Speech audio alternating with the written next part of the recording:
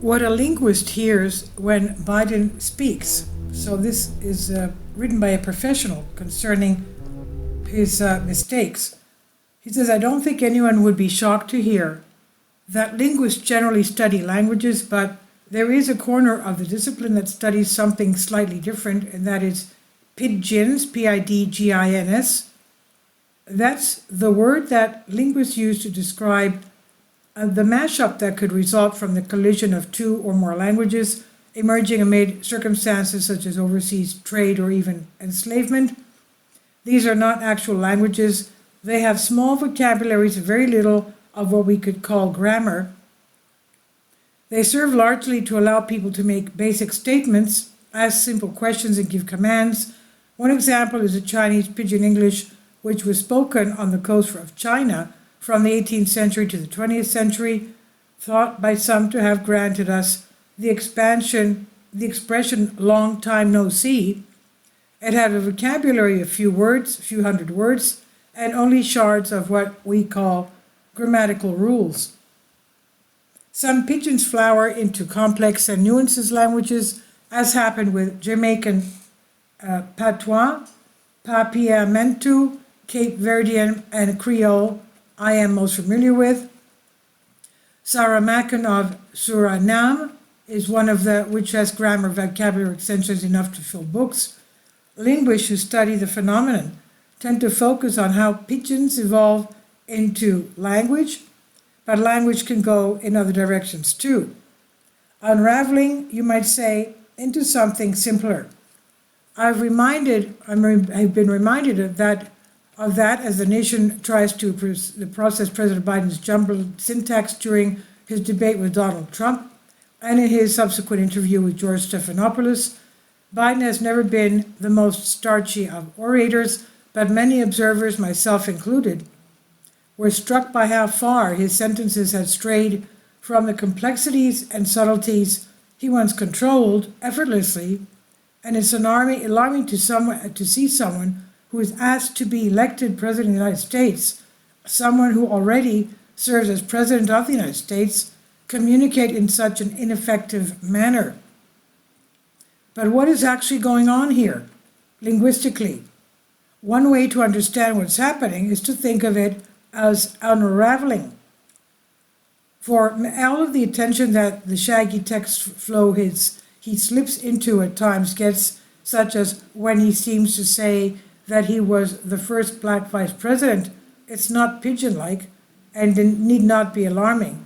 Such a lack of elocution, which Donald Trump is also quite given to, is mainly a symptom of casualness, not pathologic.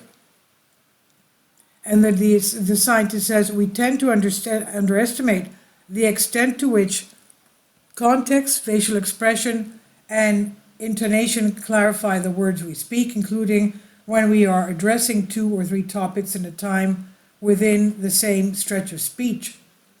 Other aspects of his speech are more suggestive of unraveling. In his interview last week with George Stephanopoulos, Biden repeatedly used verbless chunks in the place of sentences with utterances such as no indication of any serious condition, nobody's fault, mine, and large crowds overwhelming response, no slipping. This is hardly unknown in casual speech, but Biden leaned on it a lot, giving the gravity of the interview.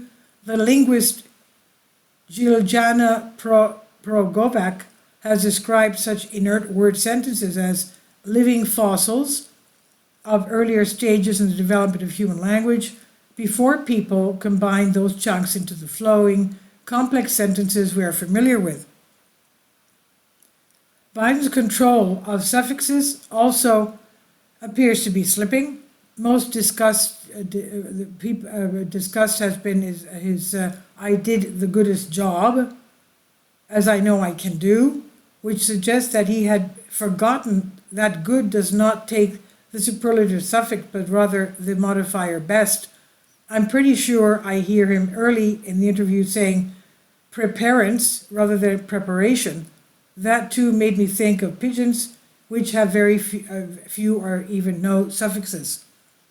Pidgin English requires the listener to fill in context to a greater extent than full languages do, the Arctic explorer and ethnologist Vilhjalmur Stephenson studied one of the Inuit pigeons emerging from contact with traders, found that the word dog want come could mean, depending on the situation, I want the dogs to come, because the dogs keep trying to get into the house, because I want him to bring a dog to me, and more. During the debate, when Biden said, we finally beat Medicare, by which he meant we finally beat the problem with Medicare, he was relying on a similar kind of simplification, but when the statement strays so far from its standard formulation as to suggest its opposite, we are in a bad place.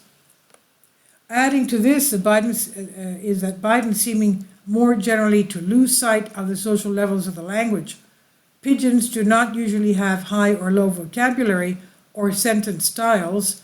In the same interview, Biden tossed off whatever the hell it is, while in another interview he said, I'll be damned if I let this this president. Yes, Trump lets off the occasional cuss word, and public language these days is much less buttoned up than it used to be. But imagine Barack Obama using this kind of language in such interviews, or if we grant Biden his salt of the earth Scranton guy image Bill Clinton. The quieter example of how Biden's command of the language's color seems to be fading came when he said to Stephanopoulos, today before I come out here instead of came out here. This is not the outright error that some sticklers might suppose come for came, is a long-standing feature of non-standard English, and Biden almost certainly grew up hearing and using it. However, one would not expect Biden to use it, Scranton guy or not, in a formal interview, especially where his cognitive fitness for office was explicitly on the table, on the line. Any one of these examples would have been unremarkable on its own. The issue is that they piled up to such a degree in contexts in which a more considered style of expression is the order of the day. In particular, they're occurring at the very moment that the president is trying to reassure the nation that he is in complete control of his verbal faculties. Biden was never exactly Churchillian, but even in the interviews as recent as 4 years ago, the contrast to the president is striking. Trump's speaking style is the big elephant in the room here. Yes, his speech is its own kind of ramshackle, jazz.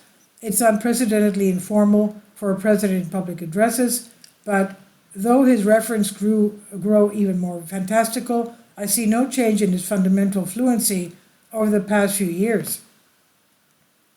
In the end, informality and the messy imagination are one thing, informality versus messy imagination.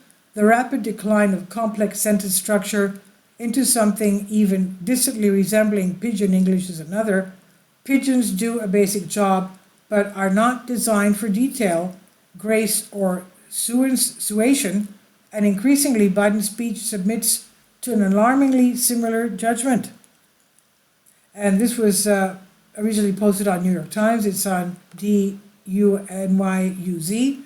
Please leave your comments. Thank you for your support. Please support my Patreon account. The daily posts are 5 videos daily, and they are totally different from what I have on my YouTube channel. Thank you so much for your support and that you find all my content so interesting. You'll find the Patreon account details in the description box below.